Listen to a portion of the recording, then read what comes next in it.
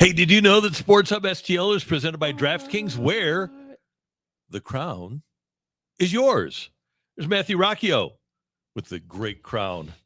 Brooke Grimsley is going to have a baby, so she's not with us, and Matthew is going to be sitting in, and we love it. How you doing? I'm doing fantastic, Randy. We all are doing fantastic because the Cardinals had a 7-2 road trip.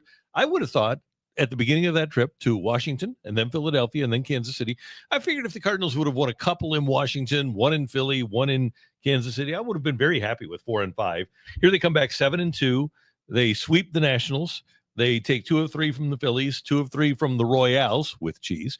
And here the Cardinals sit just 2 games out of first in the National League Central.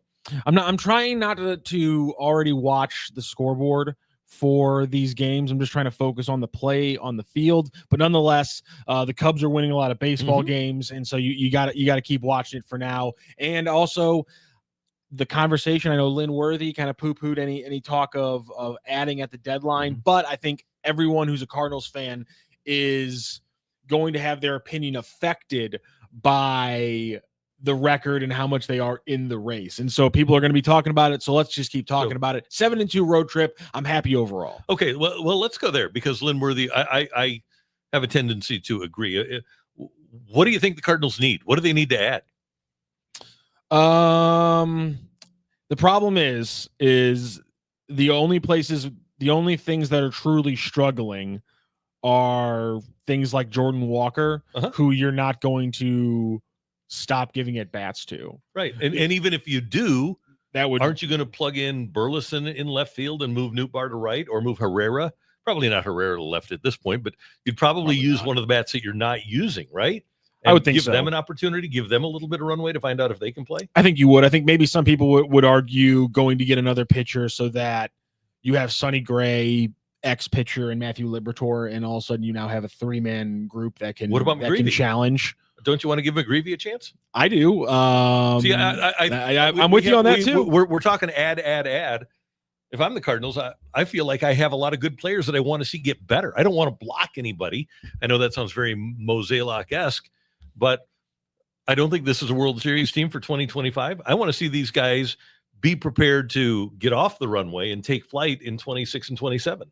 Absolutely, and I'm with you on that one. You have the room to get the runway. Use the runway right now. That's the key for the Cardinals. And listen, everyone's for the most part is playing well. And I know it's a little bit further down in the run today, but Jordan Walker has a big game on Saturday. But for me, I mean, just Wilson Contreras is hitting the ball like crazy.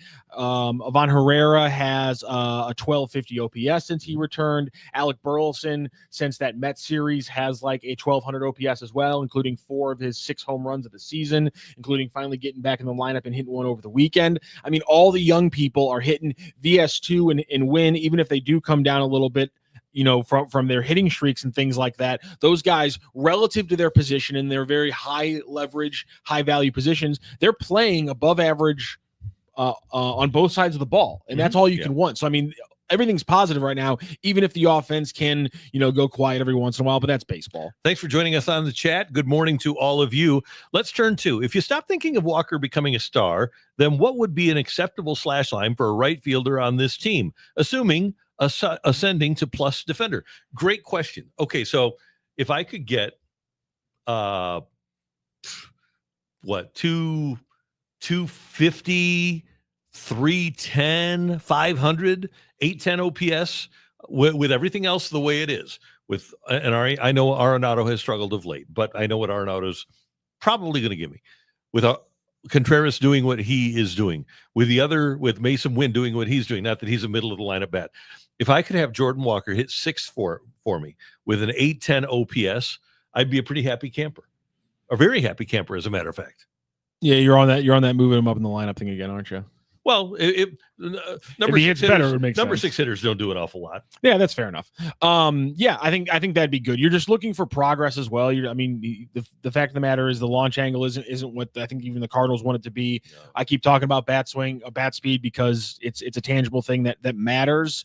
But there's a lot of things for him to improve. But we get back to that age old question, and it's not just with baseball. It works across all sports, which is do you get better by, just by sitting and learning in practice and sitting on the bench or playing in the minors, or do you get better just trying to grind through at the major league level? Well, I think with this particular situation, the Cardinals hired a hitting coach specifically because of Walker and Gorman. And I don't think it makes any difference or any sense for these guys, Walker or Gorman, to be sent down to the minors and be sent away from Brant Brown. Yeah. And you know what they've done? What are they going to, what's going to be achieved if those guys go down to the minor leagues? I don't think very much. One thing I didn't want to touch on because of what happened on Friday. Obviously, thoughts and prayers out to anybody who had their life affected. I had a picture from my neighborhood, and I'm throwing it up now on the screen, Randy. Look at this power line from this is from Dogtown. So you see the actual power line where it's supposed to be on the street, on the sidewalk, and see how it's standing in the street after being split. And then at the very top, it's also split from there. Cow. Wow. So that is shut down a part of Dogtown. And that is just a slight little glimpse of obviously the overall carnage of what ripped through the Central West End, parts of South City, and then obviously into North City and then over into the East Side. So a lot of people's lives have been affected. No power. There are people who lost their lives. Incredible charity work being done over the weekend by a lot of people getting out there helping the emergency responders. So I just want to say, Sports Hub STL, thoughts out to everyone whose lives have been affected. We hope everyone's doing okay and is able to find shelter, water, what have you after what happened, because clearly just wild things. First time a tornado touchdown and took a life in the city of St. Louis since 1959. Wow. That's insane. Definitely our condolences with those of you who have lost family and friends, and such an incredible loss of property, which pales in comparison to the loss of life, but devastating. And we hope that we can distract you just a little bit over the course of the next hour and a half here as we talk some sports. Okay, the starters, again, sensational for the Cardinals. 5 runs allowed in the 3 games in Kansas City. Palante goes 7 and allows 2 runs. Cardinals win to 10-3. Michaelis 6 shutout innings, then Leahy with 2 shutout innings. Helsley with a shutout inning in the 1-0 win, in which Jordan Walker delivered the game-winning home run. And then yesterday, another great job by the lefty Liberatore. He goes 6 innings, allows 1 run in a 2-1 loss. So you got to feel good with the trip about where the starting pitching is, where the bullpen is, where the offense is in general. So really, this is one of those years where you have one guy that's not performing, and it's the guy that everybody's talking about in Jordan Walker. Yeah, and that's going to be the fact of the matter. Until he turns things around, no one's going to stop focusing on it, because some people will focus on the fact that they're winning and they're exceeding expectations. Yeah, that's fine. But I mean, this fan base is a dog with a bone. With like this, I mean, you get things like this. I mean, they were on Matthew Liberatore until they decided, no, actually, we won the trade.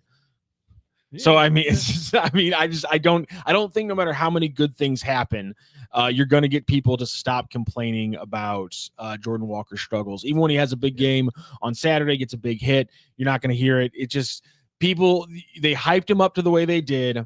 They made the mistake apparently of putting of saying his name and the name of another really good player, Albert Pujols, from the Oscar team. Taveras. They made the mistake of saying their name within 800 words of each other, and therefore we must smack them on the ruler every time they strike out at the plate. I have a tendency to appreciate a team that is exceeding my personal expectations. By the way, I think the Cardinals are probably exceeding everybody's expectations, and I'm enjoying the ascent of people like Wynn and Victor Scott II and Liberatore, as you mentioned, and Herrera. Okay, so here's a way to look at it. How about if you say, okay, we didn't expect this from Jordan Walker. We expected him to be a lot better. How about if we say we didn't expect this from Ivan Herrera? Herrera is kind of what Walker was supposed to be, and Walker is kind of what Herrera was supposed to be. Why don't you look at it that way? Also, we might be ignoring the actual big problem, which is there's no problems. Well, it's all good. Hold on a second. Now hold on a second. 2 weeks after there was a definitive movement to find at-bats for Nolan Gorman, he gets 10 at-bats over a 9-game road trip. Right. Yeah. So that is one thing I think we need to highlight and say, okay. But a lot of left-handed pitching, too. A lot of left-handed pitching, that's true. But even when the righties were up, he wasn't getting the chances. And I don't want to completely, crucify the Cardinals for this, because then we get to the area where it's like, they said something definitive, which is all we want them to Mm-hmm. do, and then the evidence told them to go against what they said definitively, and then we're like, how dare you say something definitive and then change your mind? So I don't want to do that, but at the same time, something has happened, and part of it is that Gorman wasn't hitting. Part of it is that Burleson, who wasn't hitting, has gotten back to hitting since that Mets series. Well, and the other part of it is just look at who they're playing right now. It's Nootbaar, Wynn, Donovan. I'm not sitting any of those three, right? No. And then you can't sit Arenado or Contreras. You could, but it doesn't make real sense to sit those guys. Walker is getting his opportunities, and they clearly like Walker a little bit better than Gorman. And then you've got VS2, who's performing at a pretty reasonable level. You kind of like what he's able to do. And then you have to play Paje, so you aren't playing Gorman at catcher. So, and then Herrera. So what is the alternative, I guess, would be the question. If and I want to see Nolan Gorman get at bats as much as anybody, but who do you take out? That's the we had a chat earlier. Who was it? It was Mizzou 1755. Very disappointed that Walker was in the lineup Sunday. You got to reward positive results. I know Burley has been hitting, but still, you said it yourself. I mean, Mizzou 1755. You're on it. Like that's as I'm sure that Marmol was sitting there making the decision of saying the hot bat over the last 7 or 8 games or over the last 2 or 3 weeks versus who hasn't been getting at bats. By the way, Burley had not gotten at bats in the last few games, and they needed to get him out on the field. And I thought that was a really good call by them. So I understand the thought process, but again, I think to Randy's point about the Gorman decision, which is who are you going to take out? And I think it was smart to get Burley in there, and it paid off. Okay, so you talk about hitting a home run, giving a guy an opportunity the next day.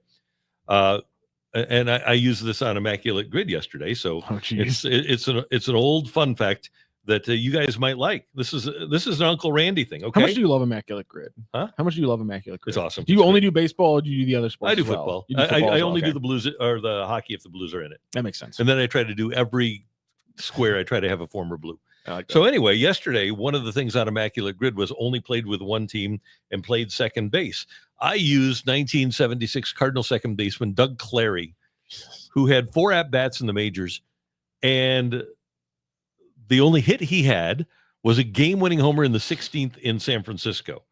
This was back in 1976, and wait, that was the only hit he had as an only hit was a game Major League Baseball career. Game-winning homer in 1976, April 28th of 1976. Do you think how many family members do you think in his life stopped talking to him simply because he told that story every single time he talked to them? You think you think he ostracized almost every single family member by just that story over and over and over again? Yeah, 100%. I do that too. I'll be honest. There's nothing wrong with that. I'm being a hypocrite. So anyway, so Doug Clary didn't get an opportunity the next day. Hit 1 major league homer, 4 major league at bats, and only had 1 major league hit. I was wrong. I assumed the wrong story.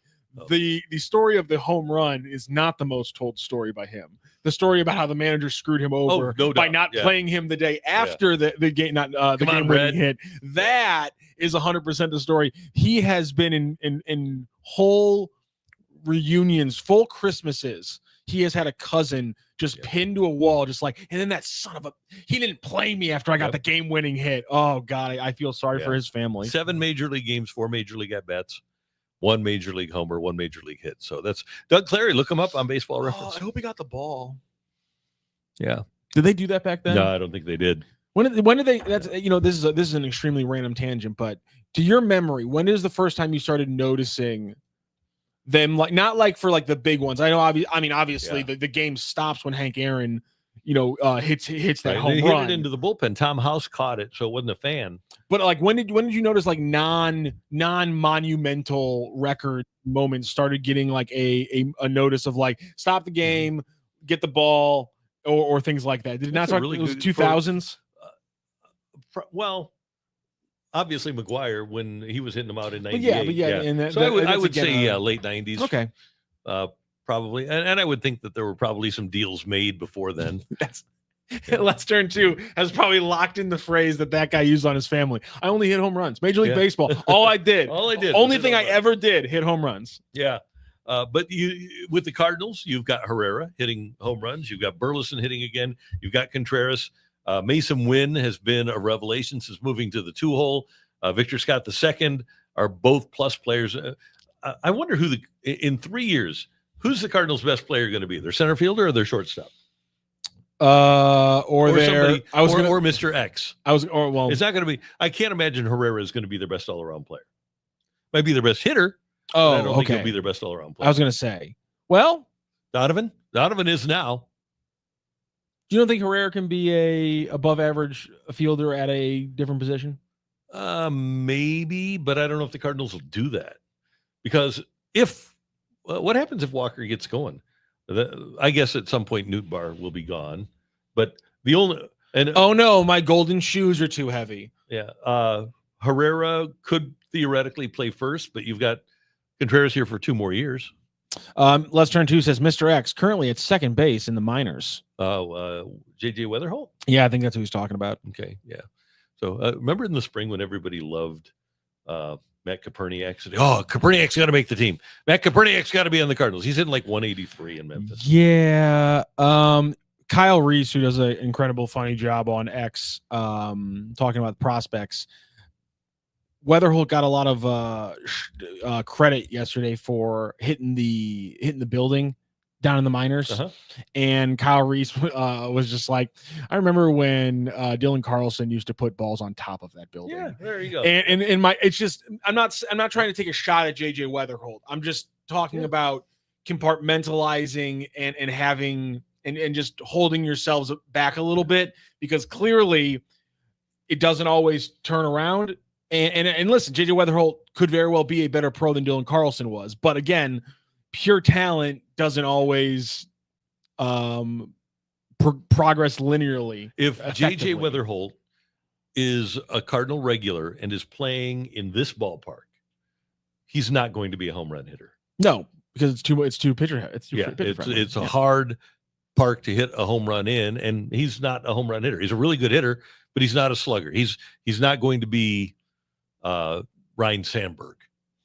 I'll ask you the same question that you asked me about the hitters or the field players, and I'll ask you about the pitchers.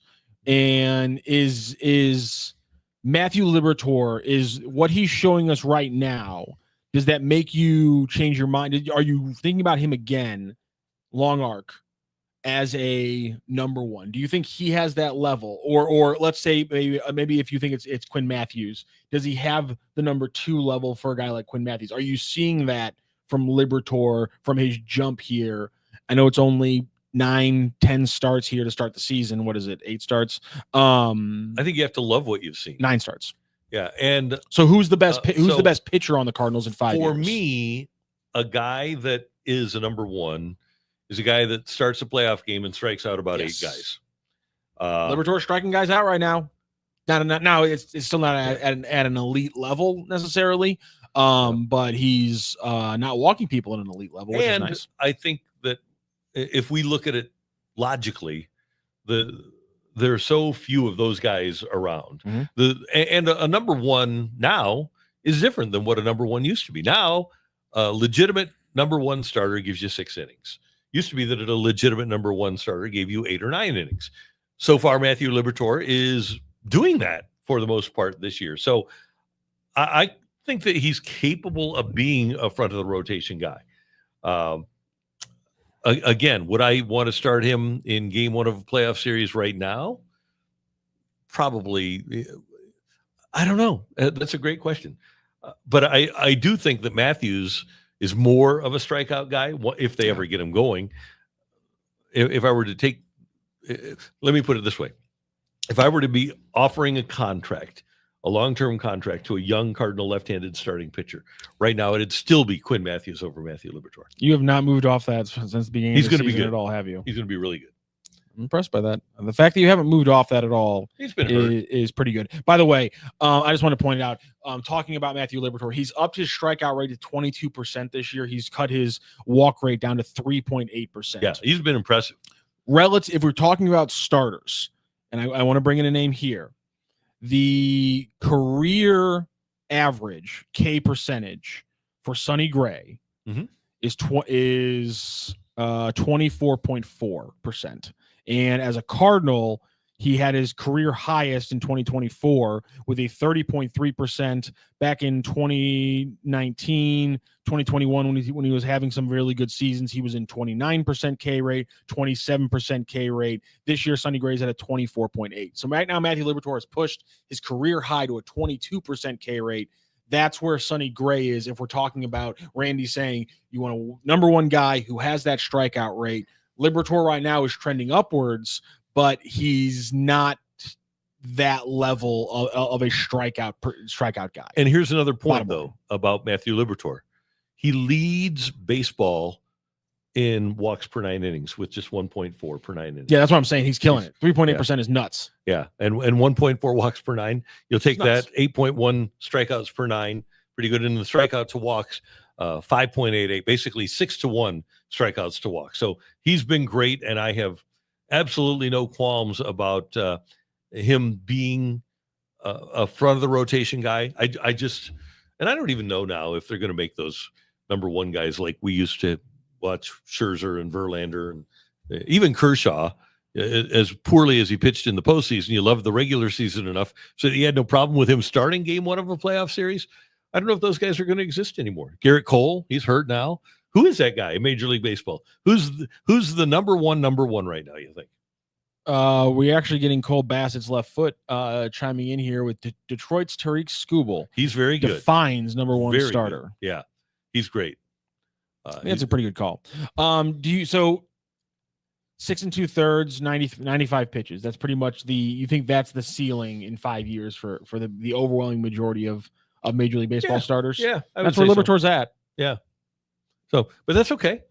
It is what it is. And if you have a bullpen performing the way the Cardinal bullpen is performing, then you're going to be fine. By the way, Sonny Gray goes tonight against Keter Montero of the Tigers. Tigers with the best record in the American League. I think the Tigers now are where the Cardinals hope to be next year. The Tigers last year were, just kind of meandering along, and then the trade deadline comes, and it looks like they're bailing when they traded Flaherty. Then they go on a heater, wind up in the playoffs. Now they have a great veteran world championship manager in A.J. Hinch, who's done a fantastic job with their team, but they have built it through starting pitching. And the other thing about them is that their kids have grown up. Right now, Spencer Torkelson is leading them in OPS. He's got like 11 homers, 35 RBIs. Riley Green was a 5th pick in the draft. He's right there with Torkelson in terms of OPS, batting average, homers and RBIs. They're getting great work out of Kerry Carpenter. And then, like we said, Skubal is pitching well. Casey Mize is on the IL right now, but he leads them in wins with 6. They've got a lot of young players that are still on an upward trajectory. Mama says, right now, Cards are one starting pitcher short of a playoff rotation. In a year, if Matthews emerges, I would be comfortable with Gray, Matthews, Libby. Gray, Matthews, Libby, and then you have to assume that Michaelis is going to be gone. You have to assume that Matz is going to be gone. You have to assume that Fetty is going to be gone. So McGreevy is going to be up. So and Palante is going to be here. So you're looking at maybe Liberatore, Palante, McGreevy, Matthews, Gray, and then you hope some other like another young pitcher will get healthy and come along. Tekoa Roby might wind up being healthy. They've lost a couple of guys to Tommy John already this year, but that's a chance. I would take my chances on that. The other thing the Cardinals have to figure out is what ultimately is Ivan Herrera's job. Is he going to be a DH? Is he going to be a catcher? Is he going to be an outfielder? Is he going to be a first baseman? I have no idea what their plans Put him in left field ultimately are. See, but then that's my answer to every. The answer of where do I put this player? My answer is always just left field. But what if Walker becomes Spencer Torkelson? Then you have a nice little rotation over in left field and first base and DH. This is not that complicated. If you have 6 guys for 4 spots, you can figure this out. Well, but right? Don't you want Ivan Herrera, the way things are going right now, in your lineup every day? I mean, yeah, but the reality of the things that he's only going to play 150. He's only going to play 148 games in the season, most likely in the season anyway. So I'll bake in a Monday here and there where he played every other day leading up into it, and now I'm just saying. I want him in a position. The one thing I'm confident that you can do if you're making $800,000 or whatever an assistant coach or $300,000, whatever these guys are making, you can sit there and you can build an Excel sheet across all 162 days. Yeah. Tony didn't even need an Excel sheet. I'm not saying you need it. Yeah, you could do that. There are 100% crazy people who can do that. But you can have an assistant coach just build an Excel sheet and grade out. I want Ivan Herrera to play 145 games. And you can figure this out. Like this is I'm not saying it's not complicated. I'm not saying it's not hard. I'm not saying it doesn't take a lot of time. I'm saying people are getting paid a lot of money. Figure this one out. Shouldn't be that difficult. But one thing about baseball players, with all the Excel sheets and all of the video and all of the analytics, at the end of the day, baseball players still want to have a role. They want to have a position. They want to have a spot in the batting order. Are you Rafael Devers like personal spokesman right now? No, I'm Ricky Horton's personal spokesman. You like to have a role. I'm Mark McGuire's personal. Mark McGuire liked, they bring him over here. There were opportunities to hit him when Albert came up. There were opportunities to hit Mark McGuire fourth, and they actually wound up doing that. But he just got into that groove in the 3-hole, and he said to Tony, "Hey, can you please keep me in the 3-hole?" And he did. So guys, they even don't want defensive positioning. You think? It's obviously with Devers, it's a big deal. Oh, yeah. Well, the Cardinals didn't think that at the stage of his career that Jordan Walker was at, they didn't think that they could handle moving him to the outfield when he was in Double-A. That's fair. And they didn't want his offense affected by a defensive move. A lot of good that did. Yeah. By the way, back to Spencer Torkelson for a moment. Rookie year, 404 plate appearances, 203, 285, 319, 604 OPS. Then he picked it up a little in his second year, 684 at-bats, 233 average, 313, 446. He had a 758, which is still his career high, not as good as what Jordan Walker had in his rookie year. And then last year, Torkelson, 219, 295, 374, 669 OPS. This year, he's arrived. 244, 349, 537 slug, 885 OPS. He's got 12 homers, 38 RBIs. So Torkelson took until his fourth year to really get going. And then Riley Green, who was another high pick of the Tigers, he got off to, I think, a better start. Sorry, I'm putting Torkelson into a pick six now on DraftKings. So Riley Green in his rookie year hit 253, 682 OPS. Then he picked it up second year, 796 OPS. Then last year, 827. And now this year, career high 839, getting better and better and better. Both of those guys, by the way, in their early 20s, started their careers at 21, 22, like Walker did. And hopefully Walker will be able to do something like Torkelson did and find himself on an upward trajectory. And they have become kind of like the Cardinals, a very fun team to watch in Detroit. And obviously, in addition to being a fun team to watch, they are a really good team too. What are you working on, sir? I'm working on a pick six for DraftKings right now because you're talking about how good that lineup is. And I think I'm just going to start. I think I'm going to throw in some of these nice hot hitters for the Cardinals, but I'm also going to throw in where did Kerry Carpenter go? I'll tell you all about DraftKings pick six because with baseball season here and all of the fun games that are going on, you can pick six at DraftKings as well. Think of that as your fastball right down the middle that you can hit right out of the park. It's the easiest way to play for cash and take a shot at a big win. Just select two or more players and choose if they'll have more or less of a stat. Pick six available in most states, including right here in Missouri, in Georgia, in California, in Texas, and in more states. Check your state. Just download the DraftKings Pick Six app. Use the promo code STL Sports.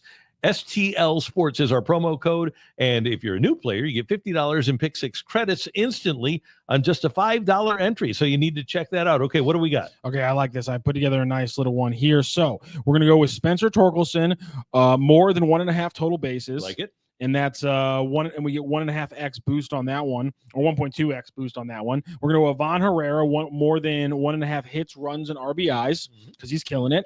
We're going to go Mason Wynn, more than 1.5 total bases as well. 1.1x boost on that one. These do have to come from hits, but I'm liking how Mason Wynn has been playing. And then Kerry Carpenter, who's second on the Tigers in hits. Yeah. I'm going to take him more than 0.5 singles. So I think he's just gonna. I think he's gonna get one. I think he's gonna get a little base hit. And I'm getting 10.5x on my entry on that one right there. So 10.5x on that one. So more on Torkelson's total bases, more on Wynn's total bases, more on Ivan Herrera 1.5 hits, runs, and RBI, and more on the 0.5 singles for Kerry Carpenter. Because I think this is going to be an offensive game, and I have a feeling maybe seeing Scooble tomorrow, we might see things shut down a little bit. DraftKings Pick 6, where the crown is yours. Gambling problem? Call 1-800-GAMBLER. Help is available for problem gambling. Call 888-789-7777 or visit ccpg.org in Connecticut. Must be 18 and over. Age and eligibility restrictions vary by jurisdiction. Pick 6 not available everywhere, including New York and Ontario. Void where prohibited. 1 per new customer. Bonus awarded as non-withdrawable Pick 6 credits that expire in 14 days. Limited time offer. See terms at pick6.draftkings.com/promos.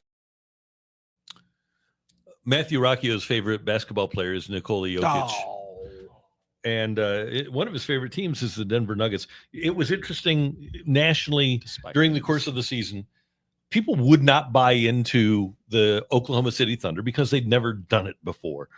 Clearly the best defensive team in the league, clearly one of the most talented teams in the league, and were in the playoffs last year. They had the best record in the league, but people just didn't want to buy in. I wonder if they'll buy in now after they beat the Nuggets in 7 games, and Oklahoma City moving on to the finals against Minnesota. And by the way, Minnesota might take them to 7 as well. Right? Minnesota's really good. I love Anthony Edwards. Yeah, he's fantastic. But I have a ton of respect for what Oklahoma City has done. The way they built their franchise, the way they got their superstar. They identified a superstar when they made the Paul George trade and got him from the LA Clippers. And they've drafted exceptionally well. They're coached exceptionally well. You and I both know, and you know how hard it is to get basketball players to play defense now. And that team plays defense with an incredible amount of intensity. Yeah, absolutely. Getting rid of Billy Donovan made them a better team. Mm-hmm. Smart move. Loved it. Mm-hmm. Liked it. He was not a good NBA coach. He still isn't a good NBA coach, in my opinion. And clearly can coach the hell out of college basketball players. I'll admit that. So they've just developed an incredible scheme, and there's a lot of NBA teams that have kind of done similar to what the Thunder have done, but haven't been able to be successful. And the Thunder have basically said, we're just going to find every freakazoid 6'7" player with a 7-foot wingspan we can find. Just find us. We're just going to find freakazoids. We're going to find a lot of dudes named Jalen, even though they spell it differently. Jalen Williams. Right? Yeah, multiple guys named Jalen. And they just come after you. And essentially they were the only team that could like hyper play the one button you have to push to beat Nikola Jokic. And credit to Darwin Ham last year with the Lakers for figuring out what the plan is, which is you have to throw bodies at Jokic, and specifically you have to throw smaller bodies who can compete with Jokic's guard skills. And what the Thunder have is not only do they have a lot of long, lanky bodies who can move with him, but they have Alex Caruso, who is the best small body defender in the entire league. And so what happens is, somebody's correcting me in the chat. I said Darwin Ham. It's Darvin. Sorry, Lex Luthor. My apologies. Don't get the kryptonite. They have Alex Caruso, who's the best little man to throw at Nikola Jokic in that form, in that situation, and it completely worked. And some people want to criticize Nikola Jokic's play in Game 7. He had Shai Gilgeous-Alexander has more All-Stars on his team right now than Jokic has had in his career. Wow. So it's Jokic carried the Nuggets to that championship. He carries them night in, night out throughout the last 4 or 5 seasons.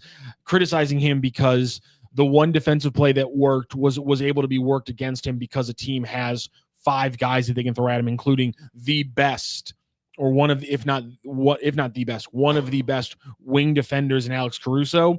Yeah, you can criticize him for that, but that's just, I mean, that's Jordan getting beat up by the Pistons kind of stuff. And it's at some point, the reason that I wanted to have this discussion is because I think you have to give credit where credit is due, and that's to Oklahoma City. Yes, Oklahoma City as a team They didn't have the best player on the court. The best player is Jokic.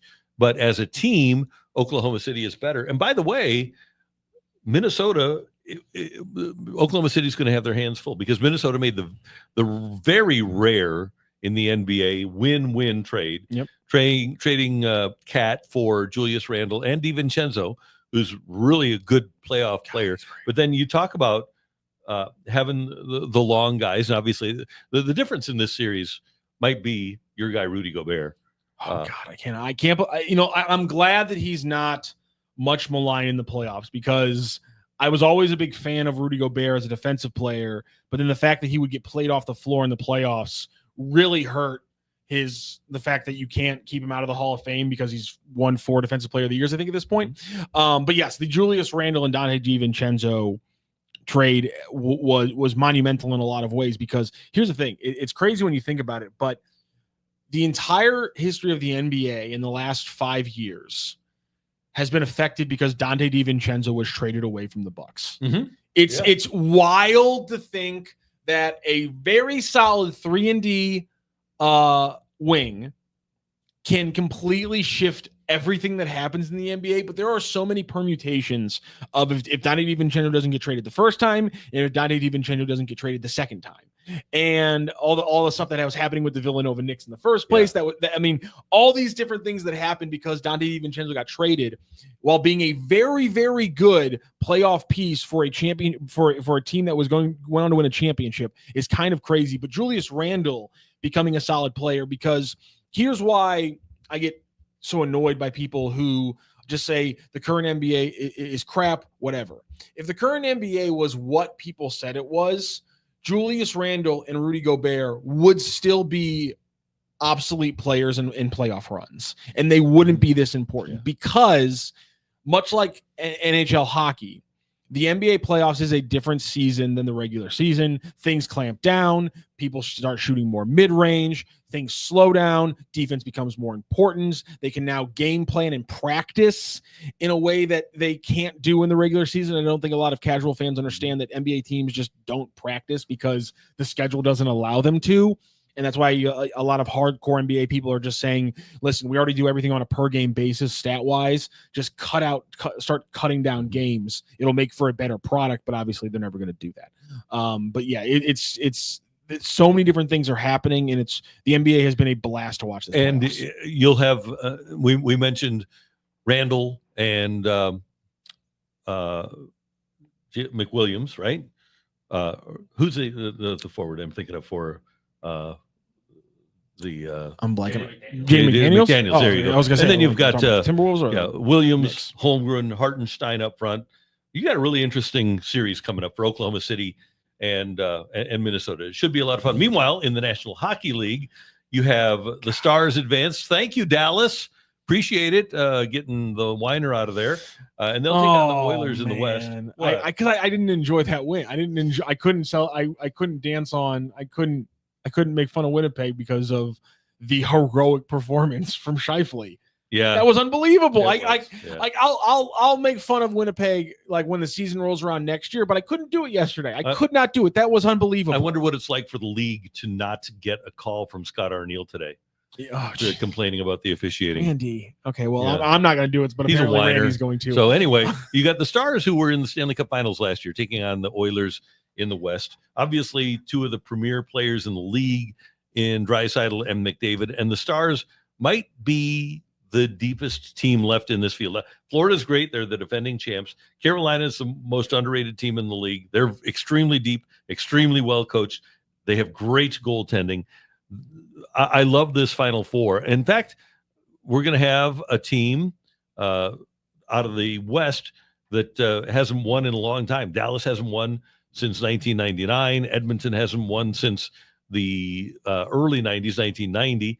And then the Panthers won it last year, but the Carolina Hurricanes haven't been in the finals in a long time either. Same thing in the NBA. In the NBA, we're going to have a team that's a champion that most Americans don't remember being a champion because the Knicks are the only chance, right? I thought you were going to go. I thought you had the stat, which is there's 7 different champions for 7 years, which we're talking about a league that in the previous 70, this is crazy. There's so many sevens in the previous 70 seasons. 7 teams had won 77% of the championships. In the last 7 years, we're going to have 7 different That's teams great. win. See, and you have It's OKC incredible. and Minnesota, neither of whom have won. And then you've got Indiana. They've never won in the NBA. And then the Knicks haven't won since the 70s. So most of America has never seen one of the teams that's currently going to be in the NBA Finals as a winner. I absolutely love that. We're good. Thank you. In terms of the National Hockey League, who do you like?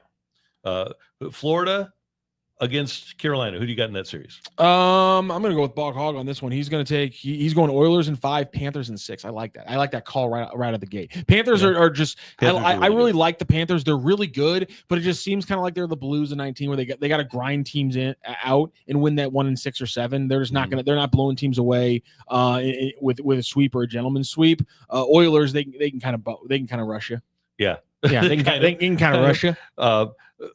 The thing is, if that series, Stars and Oilers, goes to a game 7, Stars win automatically, right? Yeah, pretty much. Because DeBoer has never lost a game 7. Is that how it works? 9-0. I think you still have to put on the pads and play the game. Yeah, though. Well, that's true. And I think once you get to the 3rd and 4th lines, I think that's where a team like the Stars can beat the Oilers. But the Paul Maurice has things going. Bobrovsky's great. You've got the grit. You've got the talent. You've got everything going there that you really need to win. Even though they've lost some guys, the Panthers are still, to me, the team to beat. If you want to lock in on that, by the way, go ahead and give a quick Google for Google why Peter DeBoer never loses Game 7, and you'll get the article from Ryan S. Clark on ESPN on May 3rd of this year. This was before they played in Game 7 against the Avalanche. And again, the title of the article is Why Peter DeBoer Never Loses a Stanley Cup Playoffs Game 7.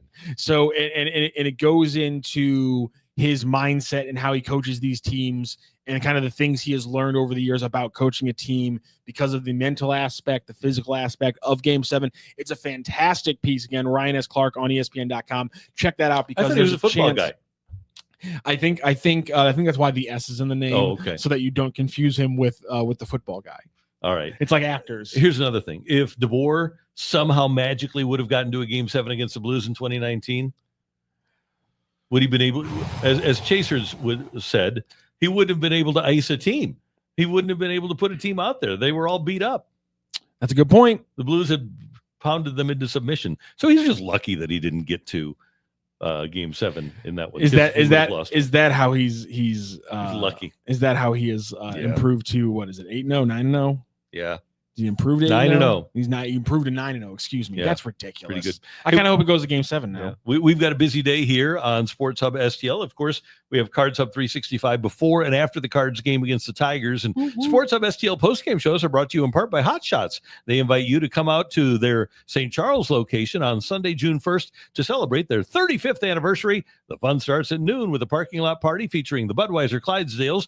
Prizes are going to be given away all day. There's a darts tournament at noon, a bags tournament at 2, plus a chance to win Hot Shots tacos for a year if you win their taco eating contest. Our buddies Riz and Rafe from the Rizzuto Show are going to be out there. You're going to have an opportunity to be served by celebrity bartenders from St. Louis City SC. You can meet Louie and Bushwhacker. You'll have a great time. June 1st over at Hot Shots in St. Charles. Congratulations to Hot Shots on 35 years. Hot Shots, St. Louis home for all the games, all the time, since 1990. Find yours at hotshotsnet.com. And lucky us, we're going to be getting treated to Hot Shots on Wednesday morning, Randy Karraker. We are. What are we going to have? Oh, my God. Joe, do we know what we're going to have? We're going to get tacos? Oh, we're getting the Hot Shots tacos. Are we doing like a mini eating contest? Oh, okay. Okay, sorry. We'll just enjoy the tacos. Excuse me for trying to have a little extra fun. You'll want to tune in on Wednesday morning to watch us eating tacos here on the Randy Karraker Show. Apparently, I just shouldn't assume things are going to be competitions all the time. Yeah. So noon game on Saturday for the BattleHawks, and this was 15, 18 hours after the devastating storms in our area. And what a game it was. And by the way, for those of you that did make it out, congratulations. So many people were either dealing with the aftermath of the storm or helping out. So St. Louis, we always step up for each other, right? But A lot of people made it to the game and made a difference in the BattleHawks win over the Birmingham Stallions. 6 lead changes, Matthew. Both teams turned the ball over twice with fumbles, a combined 105 penalty yards. The BattleHawks were down 28-22, 5:16 left, and then they go on a 5-play, 65-yard drive. Max Duggan hitting Akeem Butler for 28. Jacob Sailors rumbled for 23. So there's 51 of your 65. And then Sailors with a 1-yard touchdown run. The BattleHawk defense forced a Birmingham fumble in the final minute. They do that. And the home team, the BattleHawks, have now won 4 in a row, 29-28 in this one. And the BattleHawks do control their own destiny. They take on the 1-7 Brahmas next week and then travel to Washington. And if both teams win next week, they'll both have the same record heading into the finale in D.C. I mean, the one thing I do appreciate about the BattleHawks in the UFL, defense always is forcing turnovers. Yeah. I appreciate that. That's kind of one of the fun aspects about the UFL. Take from why that happens more often, what you will. There's some, my favorite thing about the UFL is sometimes the coaches don't even really understand what's going on. Right. Yeah. Bob Stoops, who's been around forever. You would think that he would pay attention to the rules, but maybe this is kind of a throwaway gig for Bob Stoops. How many different leagues has he coached in at this point in his career? Is it just UFL in college? Did he not coach in any of that stuff in the 80s? No. Oh no, he was all doing college still. Okay, I thought he was. So he might have been that in that one where Martz was the AFL Americans. I don't even. Arlington Renegades, Dallas Renegades. Okay, there you go. So yeah, so just 2. Never mind. He's probably the Steve Spurrier of the UFL, where he plays golf in the afternoon. Yeah. And, he shows up for practice and lets his staff run things. And that became reasonably apparent the other day when he thought that his team had been held, but the referee disagreed with him. Oh, wait, excuse me. My bad. I'm going to. No, it's a UFL rule. It's a UFL rule that if you fumble into the end zone, we got some stuff rules. Yeah. I understand, Coach. And 21 wasn't held. No, I'm saying that's what I was asking if there's another aspect of the play that you want to. If there's another aspect you want to challenge, okay. I said 21. Our receiver number 21 was held. Was held during the original when. Yes, before the fumble. Possession. Before the fumble. 21 was held. Our 21, yes. So if you don't like the rule, you just say that's an effed up rule. And that makes everything better. I love that so That's much. what I've always thought that about the fumble through the end zone, right? Where you fumble through the end zone and it's a touchback. Stupidest rule in all of football, or maybe all of sports. What's it stupid? Part of me understands it, but at the same time, I'm also irreparably broken by Nate Clements doing that to was it Isaac Bruce? And he punched it out, and they lose a game to the 49ers in the Dome because of that rule. Here's the thing: that rule broke my heart that day. If the ball is punched out at the 21-yard line and goes out of bounds, the team that had the ball gets the ball at the 21-yard line. So why is it different? Because the end zone's a different thing. Because the end zone changes all the rules. I don't know. Everything changes with the end zone in football, doesn't it? If it goes out of bounds, it goes out of bounds. The end line is still out of bounds, right? I agree with you on that. Listen, I hate the rule, but I can never decide if it's because I will never be able to get over that moment. By the way, we have to guide a wayward listener here really quickly, Randy, because Bach Hogg says he's never been to Hot Shots. Oh, Bach Hogg, and you've got to change that. Lex Luthor says the blackjack chicken sandwich is the bomb. I agree with you on that one. It's absolutely fantastic. The bar food is frowned upon in his house. What? Bar food should not be frowned upon in your house. Bar food is absolutely fantastic. Yes. Bar food's the best. Teach yourself how to make bar food at your house. Are wings and that makes awesome bar food? Yeah, wings are fantastic. Homemade fries. Now you got the air fryers. I know there's convection ovens, but the word air fryer warps people's minds so you can work with it. Dude, wings at home in the air fryer, spray them with a little olive oil, get a little starch on there. A little crispiness. So you get a little extra crispiness there. Works great. Make onion rings at home. Fantastic. But also just go to Hot Shots and get all this stuff because it's the best. And also, again, the tacos. You're going to see them on Wednesday morning. Oh, the tacos. Listen, they've perfected what was a great idea, and Hot Shots has perfected it. Okay, so back to the BattleHawks. Are you at all invested? And I want you guys to join us in the chat here. Are you invested in the BattleHawks? I think in the first year, but during the COVID year, we were really into it, and it was a bummer that COVID kind of ruined what we had, because we're going to get 40,000. Remember, with that next game, they were going to get 40,000. They had 30,000 tickets sold the other day. I just want to know how St. Louis is consuming the BattleHawks. I don't even know how the TV ratings. I haven't checked the TV ratings, but I wonder how we're consuming them. If people are into it, if there is a large group of people that are emotionally invested, or if it's just these hardcores that are showing up. I think it's a lot of hardcores. I think the sentiment of, like, show the NFL is probably still there a little bit, but it's minute now.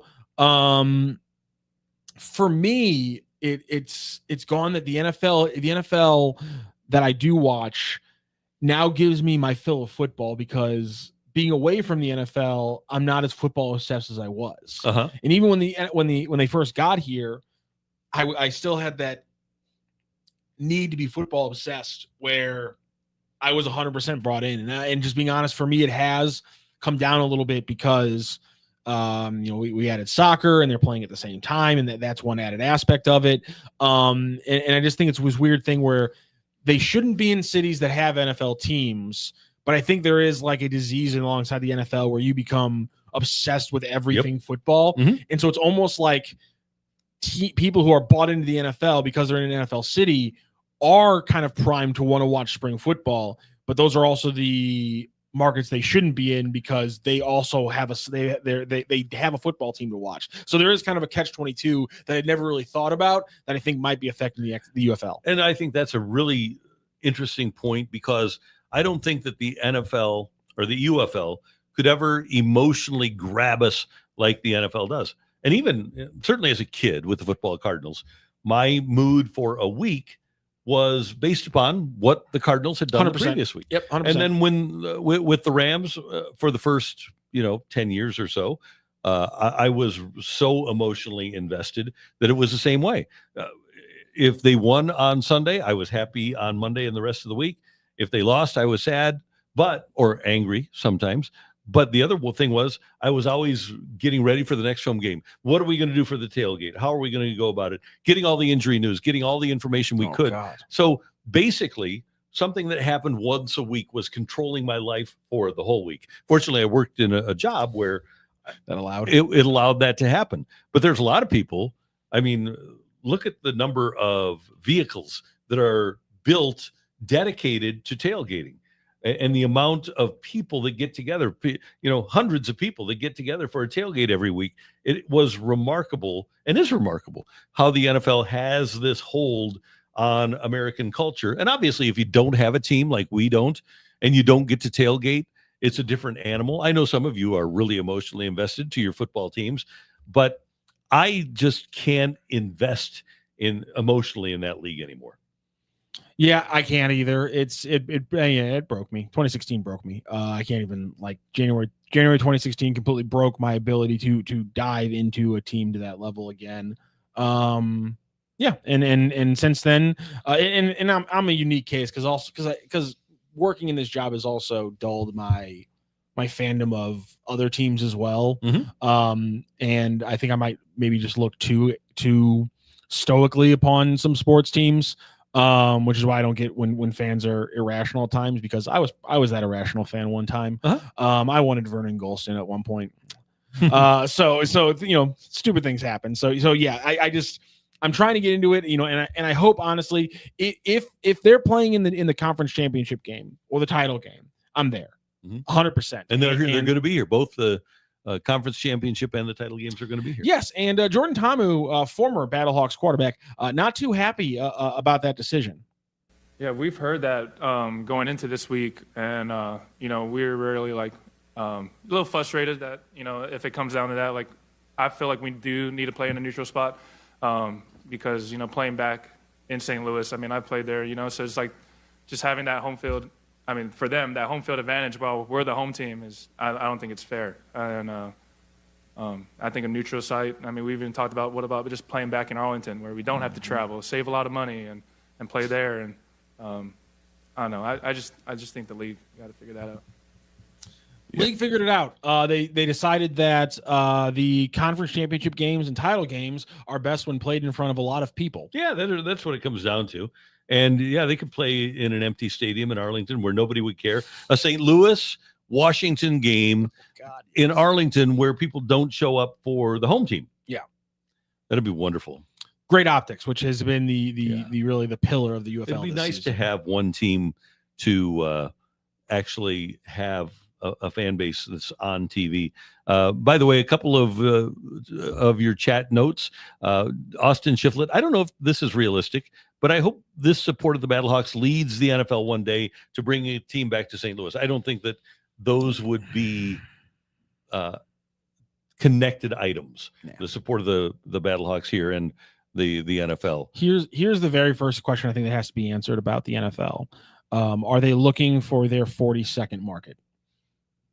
That's like that. Like if I'm just being realistic about how does St. Louis get an NFL team?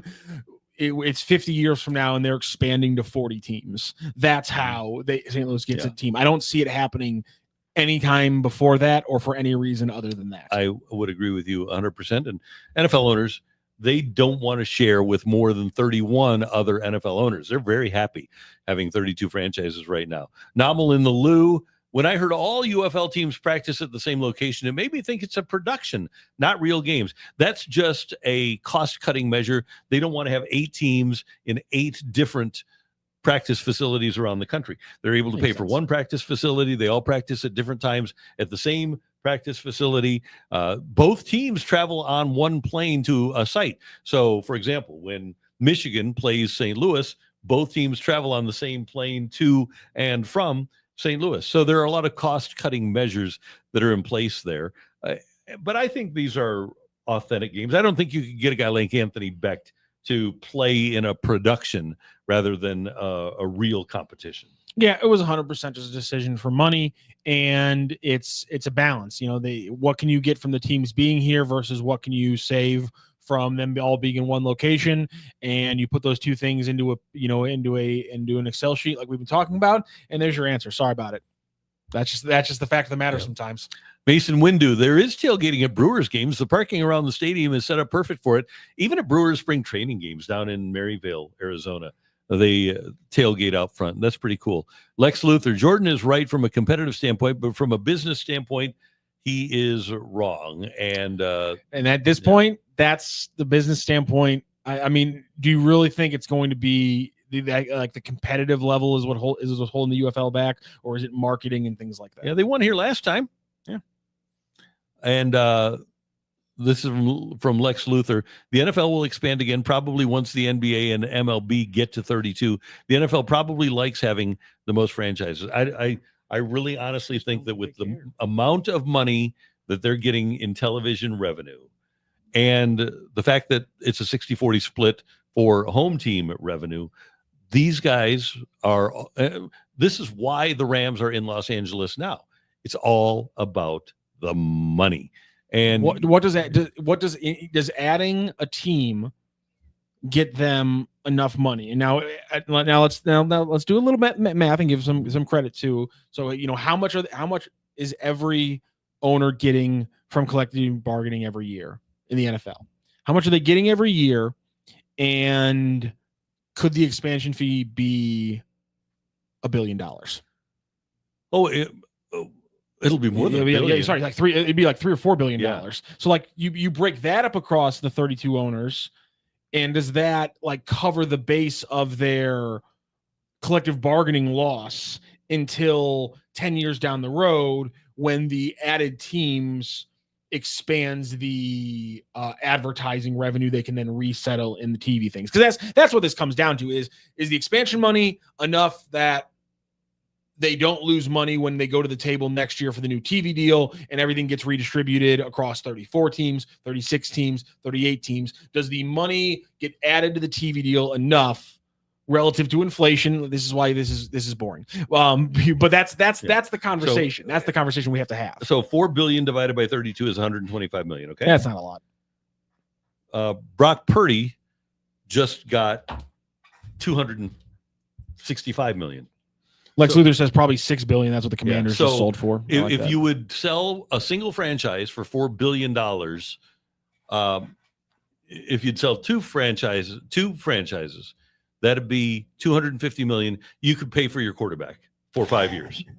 That would be what the advantage of adding two franchises would be to NFL owners. That'd be nice. Yeah, pay for your quarterback for 5 years. That's it. That's not a lot. And then after that, you have to share the revenue with those other people. So rather than the pie being sliced into 32 pieces, it's sliced into 34, 36, 38. And that's what I was saying is, can you make an argument, Lex Luthor, that the NFL can increase their advertising revenue so much by having 34, 36, or 38 teams to the point where the pie getting cut into more pieces doesn't lead to a smaller piece? There's no way that can happen because there just aren't enough markets where the networks and the people that are buying streaming are going to say, yeah, that's worth $4 billion more. We might have kind of reached the terminal, like saturation, the saturation point overall. And where it is now is global eyes, but they aren't going to expand globally either. To that point, does it shock you then that the NHL was the team that matched 32 franchises first? Because they've got the 7 Canadian franchises. Yeah, it helps. You're right. Yeah, and there are no Canadian franchises in the NFL, and only one in the NBA, and only one in baseball. So that's because when they try a second in the NBA, it fails. Exactly. Exactly. Hey, I want you to know about today at Fenton Bar and Grill. Fenton Bar and Grill is pretty awesome, and today is particularly awesome. Stop by and say hi to my friend Chuck. He's the 2024 Maitre d' of the Year in St. Louis, and check out those wings on the left. Best trashed wings that you'll ever have. They're dazzling, they're delicious, they're tantalizing, and today, every Monday, you can get 10 trashed wings for $10. Yep, try them out. If you haven't sampled the wings at Fenton Bar and Grill, you need to. Every Monday from 5 to 9 for a limited time, dine in and have 10 trashed wings for $10. Get there tonight between 5 and 9. Plus, you can enjoy ice cold domestic bottles of beer for $2. The Cardinals will be up on the TV screen. If you've never had the trash wings, and this is the time to see what the hype is all about. Fenton Bar and Grill, the place to go for fantastic wings, luscious burgers, amazing salads, and tasty wraps as well. At the Fenton Bar and Grill, you're going to be treated so well by their incredible servers. You're special, and they're going to treat you like you're special. Whether it is just to watch a game, hang out after golf, maybe you want to have a great business lunch, stop by the Fenton Bar and Grill. It's only 2 minutes away from the soccer park in Fenton. They have music every Friday and Saturday. That's fantastic. It's a great place to just hang out. It's the dive with a vibe. It's the Fenton Bar and Grill. And when you stop by, tell them Randy sent you. God, I love trash wings. Trash wings at the Fenton Bar and Grill. Best. That's where it's at. Pretty awesome. Amen to that. We talk a little bit about the abomination over the weekend. Which one? The city one, because people. Let's do it. People are in the chat, wanting to talk about St. Louis City SC, and that's fair because there is a report right now that says that Olaf Melberg is going to be let go. No, that's not happening. Should he be? I think he should. Different conversation. So what happened was there was a report from a podcast here, and one of the reasons that I was skeptical is that at one point in the post they said, and we have one source saying this. Oh, so you have one source saying stuff. That doesn't mean you have a report. Gotta have two. That's the way these things works is you gotta have two. Mm-hmm. That's the tricky part about it, because usually you will have one person who's willing to say something, but you got to have that second person. And a Swedish website this morning was reporting that he might be out, but they were reporting American sources. So I think that might be the other report getting tagged onto. I don't think it's going to happen. And Tom Bogert, who is like the the MLS insider, he's saying that the report is premature for the moment, but quote unquote, this is from X, but the club's leadership continues to evaluate the team's performance and progress. They are struggling. Another game where they looked lifeless and got beat up by a very solid Minnesota team, 3-0. Minnesota, 20 shots on goal, or 20 shots, 6 on goal, and they scored on 3 of them. St. Louis, 10 shots, only 3 on goal, and obviously didn't score. And Matthew, they've only won 1 home match in 2025. I think that is something that the ownership, the management needs to look at, because there's only so much rope that a fan base will give you. At some point, the novelty wears off. As great a soccer city as we are, people were willing to pay and are willing to pay right now a premium for what they have delivered so far, which is a novelty, which is a cool stadium, and which is a really, really good first year. How long do you pay a premium, though, when you're living off of the fumes of the first year? People have been to the stadium, the novelty is wearing off, and the tickets are expensive. I would be really concerned if I were the ownership and front office of this franchise. And everything you said was true, but I will say, how do you grade a coach who has had essentially what should be and what you planned as the sporting director to be the starting lineup, who has had that starting lineup for maybe 3 games out of 14? But you mentioned the word energy. That's fair. Is the team playing with a high level of energy? It seems like the guys who replace the guys, I understand the energy around the stadium, but what about the energy on the field? Because I find that to be lacking as well. Yes, and that's what a lot of fans are criticizing. It was interesting to me yesterday on the post game for the Cardinals. Me and Bernie Miklasz were talking about it, and he made a point about how this Cardinals team looks like they're having fun. They're playing with a lot of energy. It's infectious. If you're watching the game, you can feel the energy. And even if they go down by a run or two, the energy's still there. And that jumped out to me because it was the exact opposite of what we've seen. Because I think we see energy from City until they go down by a goal or they go down by 2. And then it does settle into an unfortunately lifeless display where they don't feel like there's any point in putting in the effort because they're not going to be able to score and get back into the game. And I'm not saying that the players aren't giving the effort. I'm just saying the energy doesn't look like that, because the fact of the matter is, if you give 1% less on a professional field, it will look to the casual eye like you're giving 0%. There's an old adage, and you're a soccer guy, so you can help me with this. There's an old adage in football that the best offense is a good defense. You get the ball back. Is there something to be said for the way the Blues play? Sometimes the best defense is a good offense, maintaining possession in the offensive zone and not letting the other team get the ball. I think I would say you can do either ones in soccer. That's the interesting thing. You can play really anyway in soccer if you have the players to play that way. But I think more so what we see is the best offense is a good defense. And City actually won the possession game for, I think, maybe the second time the entire season. It didn't matter though. They weren't effective with the ball. They have no decisiveness in finishing shots. The passing isn't there. Even when they, for the first time again, controlled possession, and they actually, for the first time this season, definitely for the first time this season, had more passes in the opposition's defensive half than the other team had against them. Almost every game, teams will have like 250 passes against City's defensive half, and City will have like 150. This time they actually outshot a team in the opposition's half. And despite that, or had more passes, I should say. And despite having more passes in the opposition's half, they had, I think it was 24-13 in touches inside the opponent's penalty box.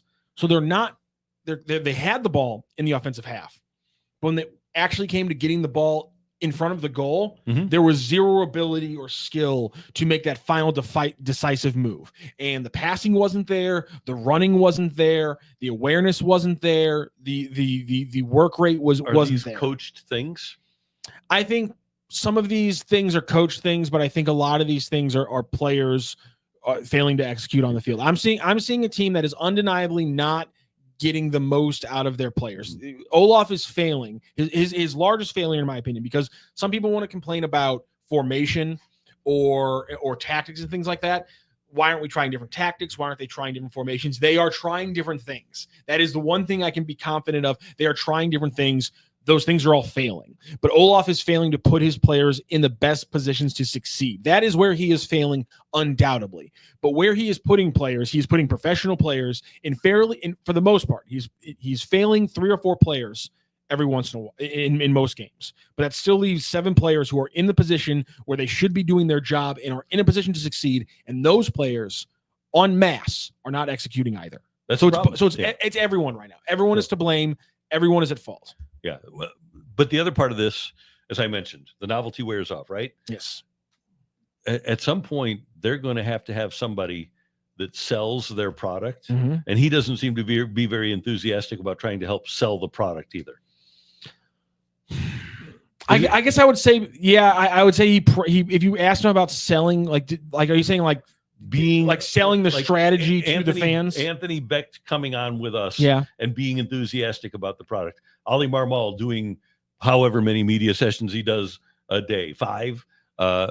He does TV, he does radio, he does writers, he does broadcasters, and then he does post. Yeah, he doesn't do that many.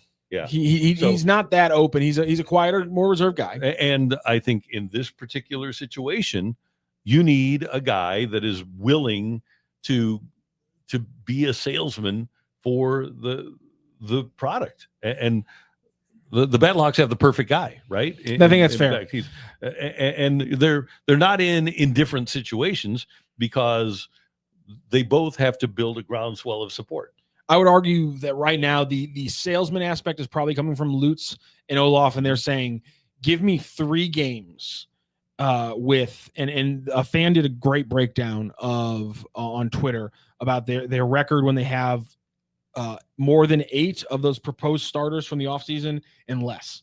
Mm-hmm. And they've had 3 games with more than 8 of those proposed starters. That's an issue, no doubt. And they've won 2 of those 3 games. So if I'm Olaf and Lutz, I'm saying give me another 3-game stretch with at least 8 of my proposed starters and judge me on that again. And then we'll do this again. And I think that would be a fair way of judging this coach, because you build the roster for him and you give it to him.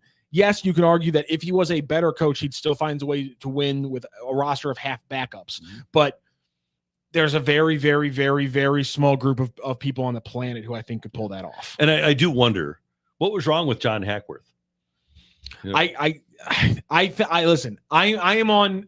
It's crazy that I have to argue these things because I'm arguing against myself from 2024 when they shouldn't have fired Bradley Carnell, in my opinion, when they did. And they should have hired John Hackworth. Mm-hmm. But I do want to give the benefit of the doubt of why they made those decisions. So I understand why they didn't hire John Hackworth, because part of the reason is that I think they were confident that what would happen, which is they could still keep his talents in the building, and they still have John Hackworth running as I think tactical director. So I think that's also an aspect. And heck, I think if you're John Hackworth and this happens again, if I'm him, I'm saying, listen, I will be the interim coach again. But this is it. Now you need the deal. Either I succeed enough to be the head coach, or I'm done. I will no longer be affiliated with St. Louis City SC at the end of this season. I will either be the head coach in 2026 or I will be doing something else. And if that's not what he wants, I completely understand that. But it feels like he has to force their hand if this all happens again. And right now, I do not think it's going to happen for at least another week. So I'm going to put you on the spot. I don't know if you know the answer to this or not, but just because of the timeline, I kind of got the impression that when Carnell got let go and the way that they went about finding a new coach, I kind of thought that Diego Gigliani had something or maybe a lot to do with it. Yeah. So he was huge. Moving on from Carnell and bringing in Olaf. Yeah, I mean, he talked. He was the one I think who said the line about them going through one of the most exhaustive coaching searches to find Olaf Melberg and how perfect he was for everything they needed to find. And so yeah, that's Gigliani's. Rams did that with Scott Linehan. That's oh god.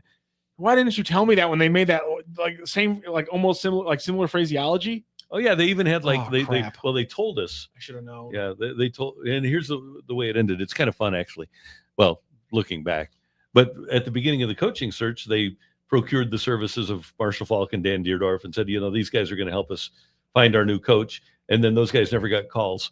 And then what it came down to was Linehan got interviewed at Georgia's house in. I don't know if it might have been her Sedona house, but she goes up and has a private meeting with Linehan in her upstairs office, and everybody's waiting downstairs. And she says, "I'd like to introduce you to our new coach, Scott Linehan."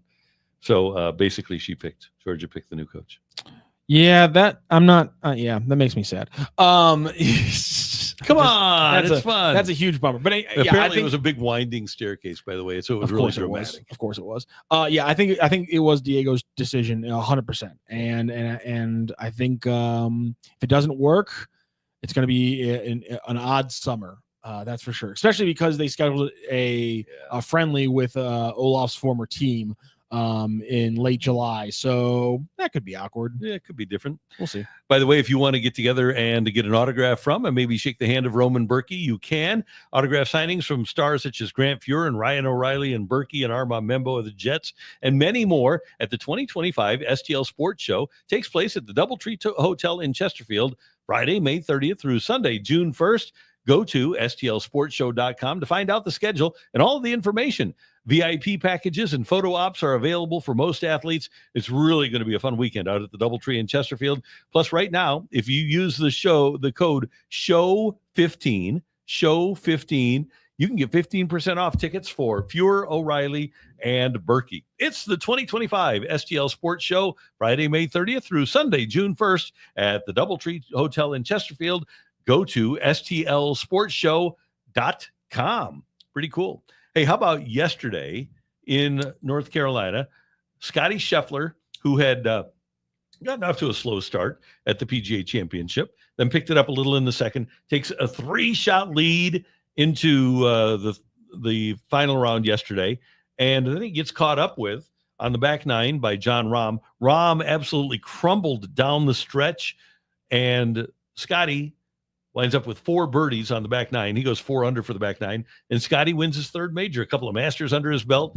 Now he's got this PGA Championship, and man, the numbers that he's putting up are just unbelievable. Absolutely unbelievable, and he really has been a joy to watch. I like anyone who kind of throws off the equilibrium of the golf game, and he kind of does that. He's got the gruff appearance. I mean, he's a criminal, for Christ's sake. Oh, yeah. I mean, we've never seen this in golf before, Randy. It's insane.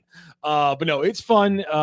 It's interesting to be living in this second era of golf after growing up in the Tiger era, where we've gone from one guy just dominating the field to now there's these 4 or 5 guys who seem to be kind of rising to the top. And it's been a lot of fun. And you wonder now, because in his last 11 majors that have taken place on U.S. soil, Scottie Scheffler has 9 top 10 finishes. He's got 7 top 3 finishes, and obviously those 3 championships.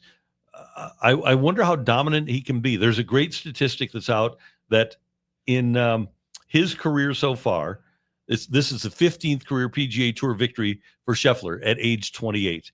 Since World War II, Scheffler is one of just 3 golfers who have won 15 or more times on the tour and captured 3 majors before the age of 29, joining Jack Nicklaus and Tiger Woods. There it is. That's pretty high cotton that he's rolling in. And that brings us to the question that Kyle Porter NS on X posed: who ends their career with the most majors? Brooks currently has 5, Rory with 5, Scottie with 3, Spieth with 3, but obviously that's calmed down a lot. Jon Rahm, you got Bryson, Xander, I completely forgot Colin Morikawa has 2, yeah, and then JT with Deuce as well. With those kind of numbers, it kind of feels like the smart money here is Scottie. Yeah, he's young. He's at the top of his game, and I wonder now about the live guys with the way that Rahm performed, the way that Brooks has faded in the final rounds of majors. we can cut those 2 off of the. So Rory, you'd expect to get 1 or 2 more, 1 or 2 more, right? But Scottie, I could see getting a lot more. Spieth and JT, they're kind of tied at the hip for me. They'll probably wind up with 2 or 3 each. DeChambeau right there with Brooks and Rahm, and then Xander Schauffele, who needs to get healthy. And Morikawa just lost his game. Yes, exactly. And then the fact that Scottie's got 2 Masters already, he could wrap up 3 or 4 Opens, and I wouldn't be surprised to put him in the lead on this list. That wouldn't shock me at all. You know what's amazing though? He's been terrible at the British Open. Yeah. So it'll be interesting to see if he's able to get that going this year, because he's finished in the 20s and the 30s so far in his majors career at the British. That's why I say of his last 11 majors on U.S. soil, because it's different when he goes overseas. It is a little bit different. I'm playing with numbers here, kids. Do you call it the British Open or the Open? I call it the British Open. I know they like to call it the Open, but the real Open is the U.S. Open. Damn. The Open All is right. The Open is right here. Randy says, I'm not going to wait for July 4th. I'm starting this thing right now. All righty. Get after him. I like the new setup, by the way. I like April having the Masters, May having the PGA, June having the U.S. Open, and July having the Open. Okay, I'll give it to you. Wow. And then August, you've got So your championship. Yeah, I like it. I to be honest with you, until they made the change, I had never 100% in my head locked in what the golf schedule was. Just like 2 or 3 weeks before it happens, I'm like, oh yeah, cool, we're getting ready for another major. I didn't really. Was the change that necessary? Yes, because they didn't want to compete with the NFL. That's it. They didn't Everyone want to have their does championship in September, and they didn't want to compete with the National Football League. I wish you know what, the NFL, they need to calm down. Okay, you know what, like taking Christmas from the NBA. Mm-hmm. How far are we away from a Wednesday night football game? Not far. God bless it. And games are going to be on YouTube this year, right?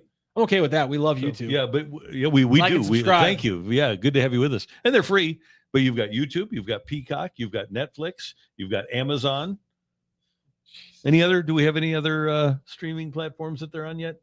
It's not on the CBS one, but it will be eventually. Well, the games are on there, but they're just not Do they exclusive. stream anything that's like straight up off like NFL Network that's like not on TV? Not anymore. Okay. NFL Network. They said, "Oh, we can get somebody to pay for this." Do we say Disney Plus? Disney Plus is ESPN. Basically. Oh yeah, duh. Yeah. So, yeah. ESPN app. Yeah, you're right. There's another good one. Jesus. Have they done? Did they do an exclusive ESPN app game They're gonna have this year? Yeah. Okay. Texans. 10 years you go. from now, Your Texans. 10 years from now, streaming services that the NFL is on, or Wilson's jerseys of different teams. Which one will they be more of? Wilson, how many jerseys do you own? Oh, there'll never be more. Oh, Streaming. See, there you've you lost count. Okay. Yeah. Do you have an entire closet that's just jerseys? Oh God, it's that many? No, it's my whole rail. Is like if you just go, Okay. I'll take a picture. I need a count. Yeah. I'll count them tonight when I go home. I'll show you pictures because on one side of hangers it's just my F1 polos and my international soccer jerseys. On my right, on my other hangers, it's my NFL jerseys, my baseball jerseys, my hockey jerseys, my basketball jerseys, which I don't wear a whole lot because I'm skinny and 120 pounds, and all my club soccer. And then what about like regular off. shirts? Do you have any regular shirts just like this? Yes, like I do have regular shirts. Okay. I put them up there, but it's mostly like if I want to go like work out. Okay, got it. I am, you know what? I am going to need a deep analytics count here of jersey counts and then regular t-shirts. I need to see the ratio that we're looking at right now. While we're all being honest about things we own too much of, I have 30 pairs of shoes. That's my thing. I have 30 pairs of shoes because I wear I like to wear different shoes a lot. And I wear different pair of shoes every day. So I have 30 pairs of shoes. They do not take up that much closet space, so they do take up a lot of closet space though. And so I'm thank you for your honesty about the embarrassing amount of jerseys you have. I'm wrong. The NFL will stream a lot of places, but it will not be anywhere near the amount of jerseys that Wilson Cole has. Bassett's left foot, whom you only need one, right? So Yeah. you have 15 while he has 30. Sorry about that. It's like 60. But I used to have more than 600 caps because I had every NBA, NHL, MLB, and NFL cap. So, and then I built shelves for them and everything. So, what outrageous collections do you have? It's all kinds of jerseys for Wilson. Yeah.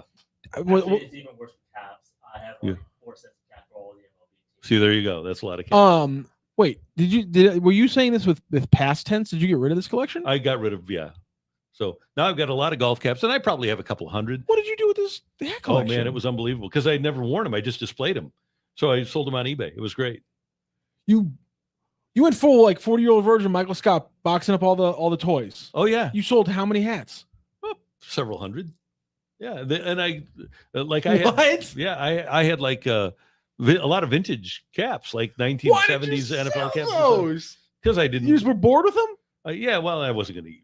I wasn't going to display them anymore. Why not? I just didn't have space and time. Oh my God. So I figured I could do something with them and what was the best declutter. Hat? What was the best hat you had? Oh, I've had so many good hats. Like what's your favorite like retro hat?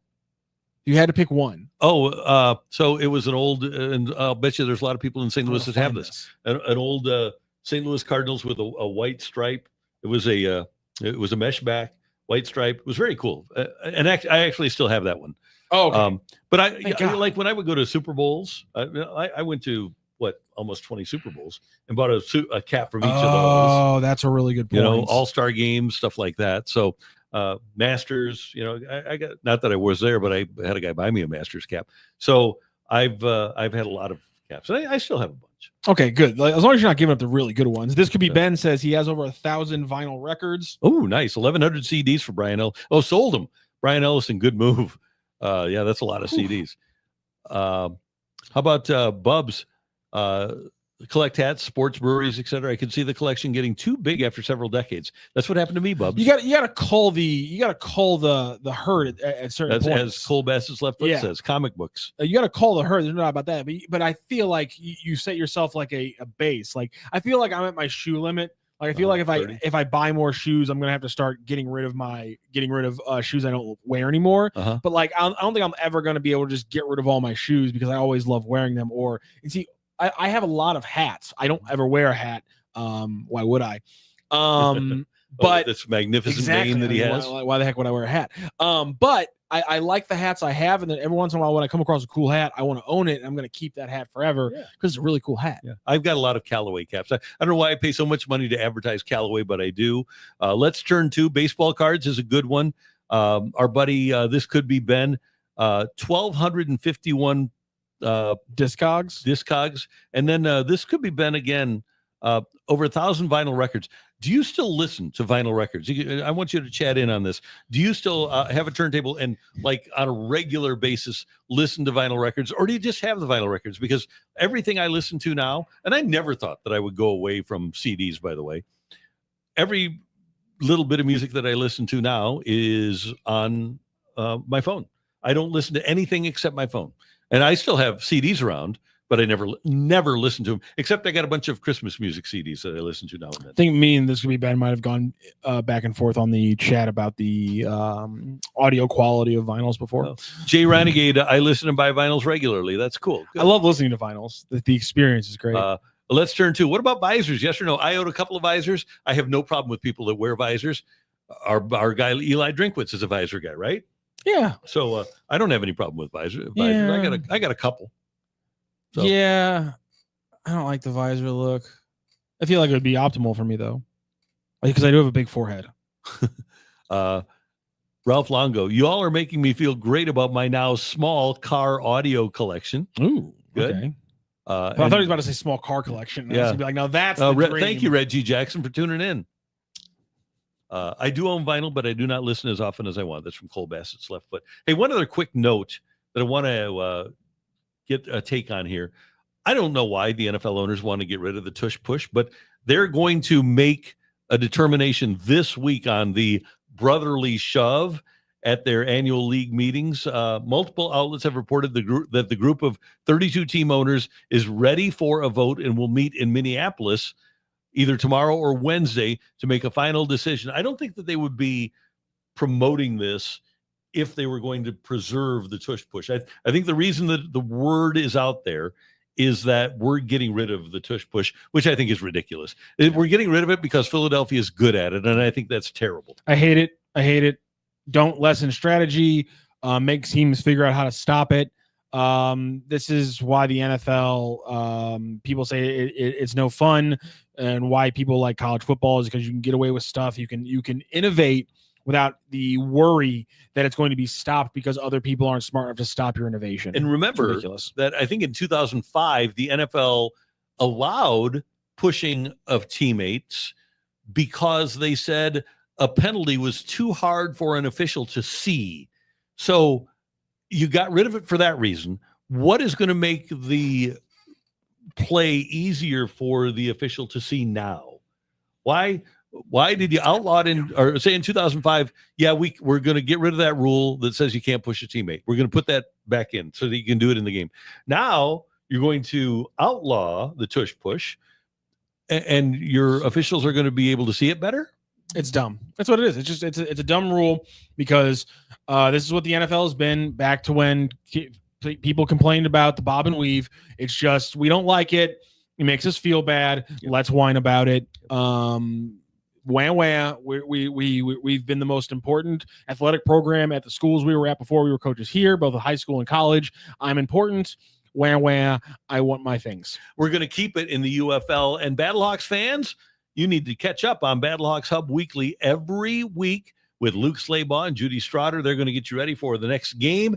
They're going to have all kinds of great guests, and they're going to know about the Lee's Famous Recipe Chicken BattleHawks box. Score up to 30% off BattleHawks tickets and get 4 of their famous breast strips and a side of potato wedges for just $8.99. It's only at Lee's Famous for Chicken.